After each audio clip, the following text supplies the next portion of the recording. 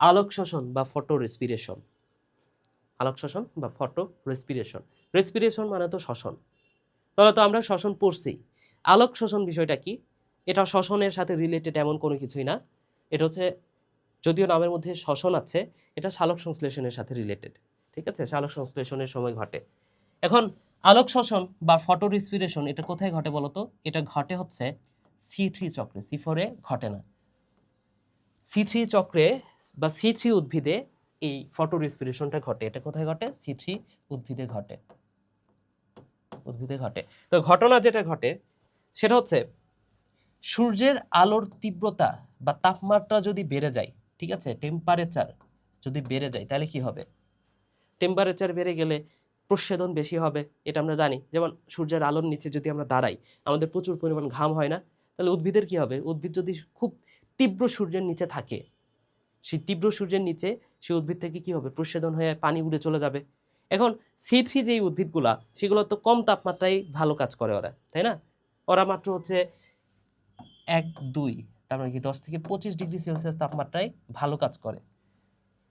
তাহলে তাপমাত্রা যদি আরো বেড়ে যায়, সেটা C3 উদ্ভিদের জন্য নিশ্চয়ই ভালো কোনো কিছু না, তাই না? C3 উদ্ভিদ কাজ করে হচ্ছে 10 থেকে 25 ডিগ্রি সেলসিয়াস তাপমাত্রায়। এখন যদি তাপমাত্রাটা অনেক বেশি বেড়ে যায়, যেমন আমাদের দেশে আমজাম, কাঁঠাল এগুলো তো C3 উদ্ভিদ। এখন তাপমাত্রা আমাদের দেশে অনেক সময় হিউজ লেভেলের বেড়ে যায়, তো সেটা তো C3 উদ্ভিদের জন্য নিশ্চয়ই ভালো না, খারাপ কিছু। এখন কেন খারাপ? কারণ টেম্পারেচার বাড়লে প্রস্বেদনের হার বাড়ে, আর প্রস্বেদনের হার বাড়লে পত্ররন্ধ্র বন্ধ করে দেয় উদ্ভিদ, কারণ পানি তো বেশি বের হতে দেওয়া যাবে না, তাই না? সো পত্ররন্ধ্র বন্ধ করে দেয়। এবং পত্ররন্ধ্র যদি একদম টোটালি বন্ধ হয়ে যায়, সেই সময়ে উদ্ভিদ যে কার্বন ডাই অক্সাইড গ্রহণ করতেছিল, পত্ররন্ধ্র দিয়ে তো কার্বন ডাই অক্সাইডও গ্রহণ করে, তাহলে উদ্ভিদ কি ওই কার্বন ডাই অক্সাইড গ্রহণ করতে পারবে? অবশ্যই পারবে না। এখন আমরা জানি যে কার্বন ডাই অক্সাইডটাই খাদ্য হয়। কিভাবে হয়?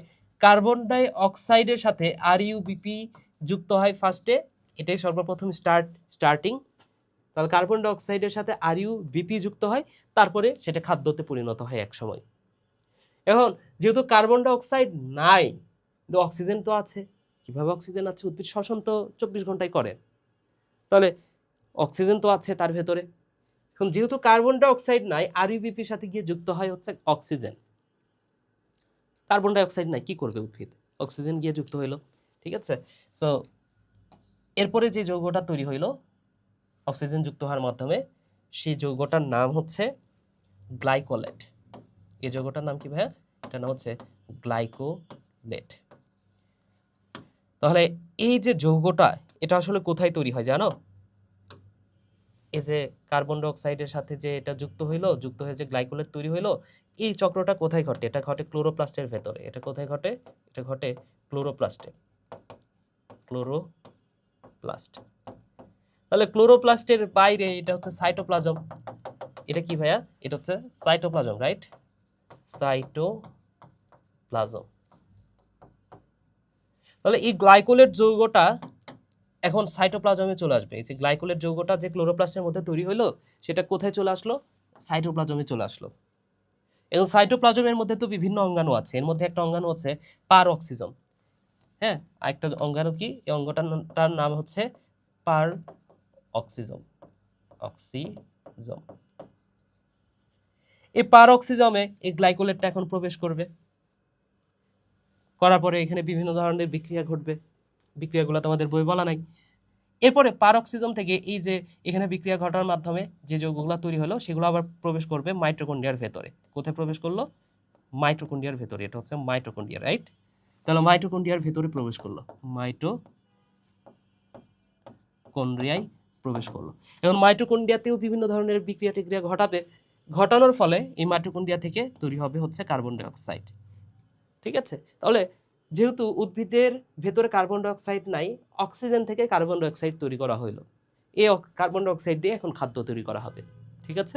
তাহলে আলটিমেটলি কিন্তু কার্বন ডাই অক্সাইড তৈরি হইল, এটার মাধ্যমে খাদ্য এখন তৈরি করা যাবে। তাহলে এই ঘটনাটাকে বলা হচ্ছে ফটো রেসপিরেশন।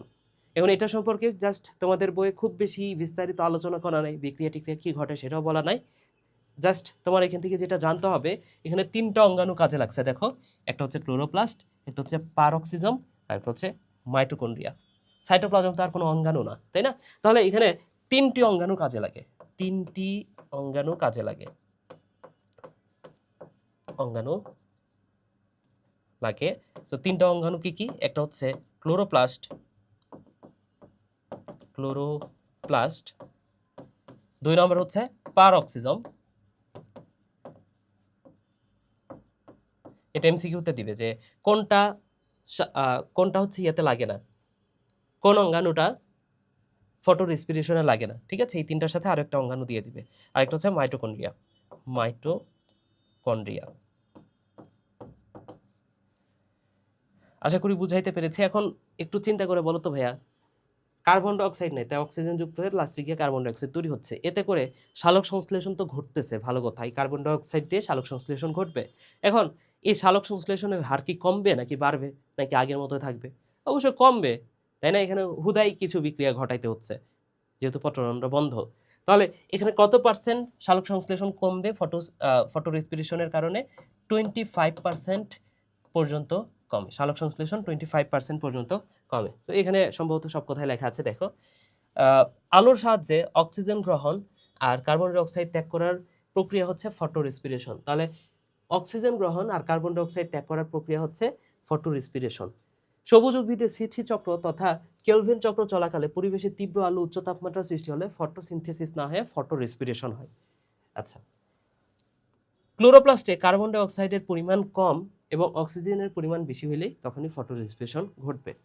তো ঘটনা যেটা ঘটে, ক্লোরোপ্লাস্টে আরইউবিপির সাথে অক্সিজেন যুক্ত হয়ে গ্লাইকোলেট তৈরি হবে, এরপরে পার অক্সিজমের সাথে গ্লাইকোলেট বিক্রিয়া করে পার অক্সিজমে গ্লাইকোলেটটা প্রবেশ করে বিক্রিয়ার মাধ্যমে গ্লাইসিন তৈরি করে, ঠিক আছে? কি তৈরি করে? গ্লাইসিন। এবং মাইটোকন্ড্রিয়াতে এই গ্লাইসিনটা গিয়ে সেরিন আর কার্বন ডাইঅক্সাইড তৈরি করে। তাহলে এই যৌগগুলো মনে রাখতে পারো, গ্লাইকোলেটের পরে গ্লাইসিন, মাইটোকন্ড্রিয়া গিয়ে সেরিন আর কার্বন ডাইঅক্সাইড, চাইলে মনে রাখতে পারো। করার ফলে এখানে এই যৌগগুলো তৈরি হইল এবং ফটো রেসপিরেশনের কারণে C3 উদ্ভিদ, এটা গুরুত্বপূর্ণ, C3 উদ্ভিদে ফটোসিনথেসিসের হার 25% পর্যন্ত কমতে পারে।